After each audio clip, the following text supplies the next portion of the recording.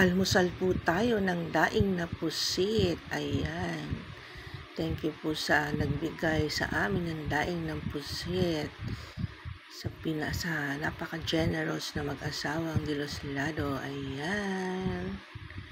Thank you, Kate. Yummy po yan. Favorite yan ng aking gwapong asawa. Ayan. Ayan na yung ating nalutong daing na pusit. Yummy, mapapa-extra rice ka na naman.